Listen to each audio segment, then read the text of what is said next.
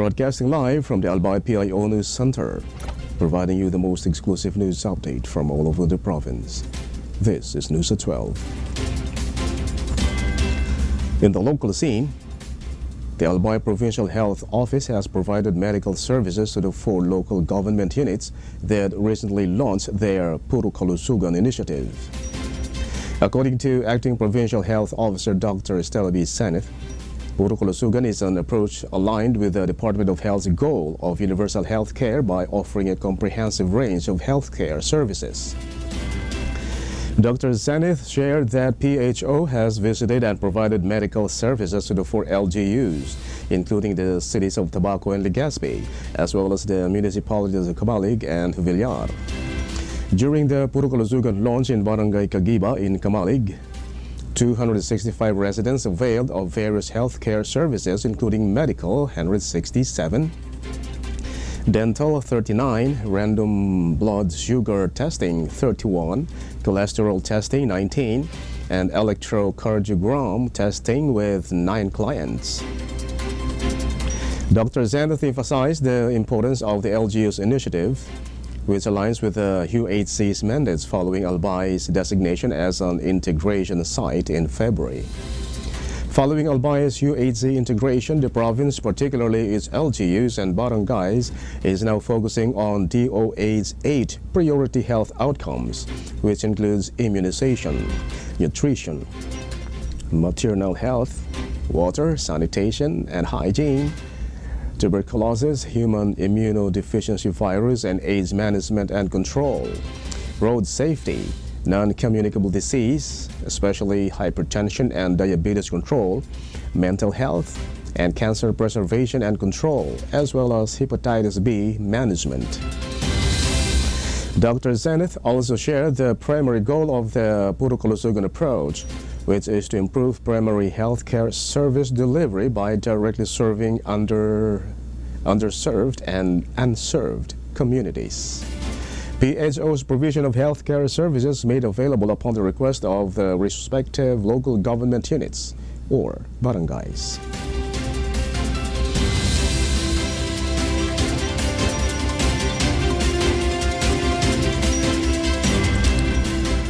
In other story, the Lorenzo P. Ziga Memorial District Hospital's Eye Health Center will begin performing surgeries next week following the recent issuance of its license to operate.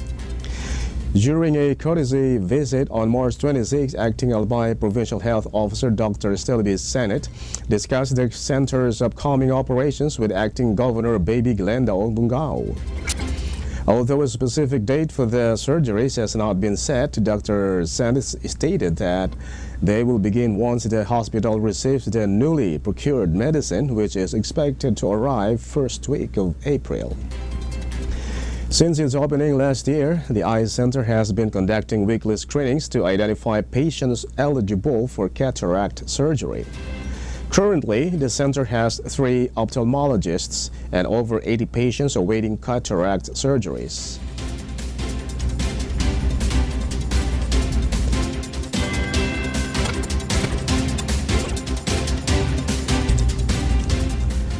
In the national scene, the legal defense team of former President Rodrigo Duterte has received the evidence related to the crimes against humanity charges he faces before the International Criminal Court. As of March 21, the prosecution has submitted 181 pieces of evidence intended for use in the trial of the former president to both the ICC and the defense team of Duterte, and these documents are classified as confidential. Less than a month has been allocated for both the prosecution and Duterte's defense team to present their cases before the confirmation of charges hearing scheduled for September 23rd. The remaining evidence, which includes written records, images, videos, and audio recordings, must be disclosed by the prosecution by April 4th. Additionally, the prosecution must submit the number of witnesses they plan to bring to testify at the confirmation hearing, if any, along with any potential exculpatory evidence. Suppose the prosecution intends to request protective measures for witnesses, victims, and other individuals at risk before their identities are revealed. In that case, they must notify the ICC Pretrial Chamber 1 in advance.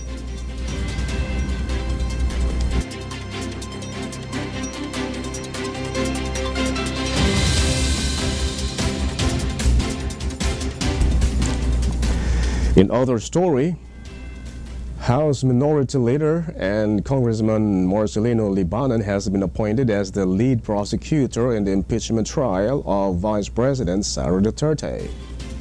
Representative Ross Gutierrez confirmed this, stating that they have already sent a formal letter to the Senate. Signed by 11 House prosecutors, it grants Libanon the authority to supervise the trial's legal proceedings. During the administration of former President Gloria Macapagal-Arroyo, Libanon, a seasoned attorney, served as commissioner of the Bureau of Immigration as the former head of the House Committee on Justice. The House secured the required votes and approved the impeachment of Vice President Duterte on February 5th. Threats to the lives of the President, First Lady, and Speaker of the House, financial management, mysterious wealth, and ties to the Davao death squad are among the accusations made against him. When Congress reconvenes after its recess, additional information regarding the trial is expected to be available until June 2, 2025.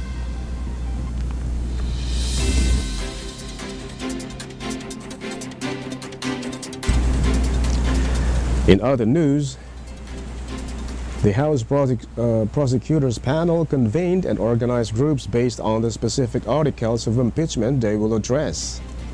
According to Batangas Representative Jervil Luistro, they have already obtained their articles of impeachment as directed. Luistro will participate in a discussion of Article 2, which focuses on Vice President Duterte's alleged use of confidential funds. He mentioned that while the private prosecutors who will accommodate them during the trial have not yet been finalized, some have already been invited to their meetings. Since the Vice President's team did not provide any evidence during the House hearings, Luistro emphasized that this trial would be an opportunity for them to present their case. Luistro hopes that Vice President Sara will cooperate and reveal the truth regarding the misappropriation of funds.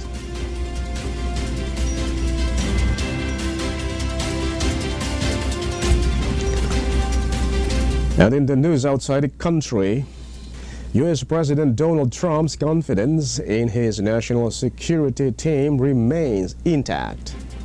Journalist Jeffrey Goldberg was reportedly unintentionally included in a group discussion with security authorities. Goldberg revealed the United States' intention to launch an airstrike in Yemen during that discussion. According to White House Press Secretary Caroline Leavitt, Trump continues to trust his security personnel. Defense Secretary Pete Hegseth stated during a hearing at the U.S. Capitol that no classified information was disclosed. Additionally, the technology specialists from Tesla's CEO Elon Musk's team have been asked to help add the journalist to the group chat.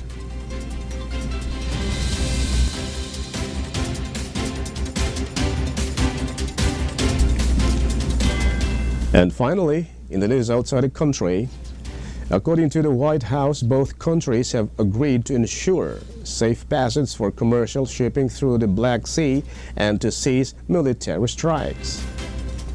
This statement followed separate discussions with officials from the United States and Saudi Arabia. The Ukrainian Ministry of Defense has warned that any movement of Russian vessels outside the eastern Black Sea will be considered a violation of the agreement. While Ukrainian President Volodymyr Zelensky acknowledged that it was too early to declare the deal fully effective, he described it as a positive start. Russia hopes that agreeing to the ceasefire will lead to the lifting of sanctions imposed on it.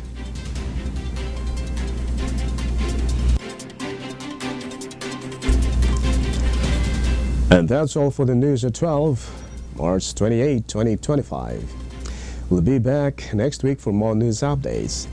And thanks to our news writer, Albay PIO and Dan Roquion. And on the technical side, Chad Bobis. And of course, our Provincial Information Officer, Mary Luduca Castillo. And under the supervision of our Governor, Baby Glenda Ongbungao, I am Greg Hallare. Thank you for subscribing.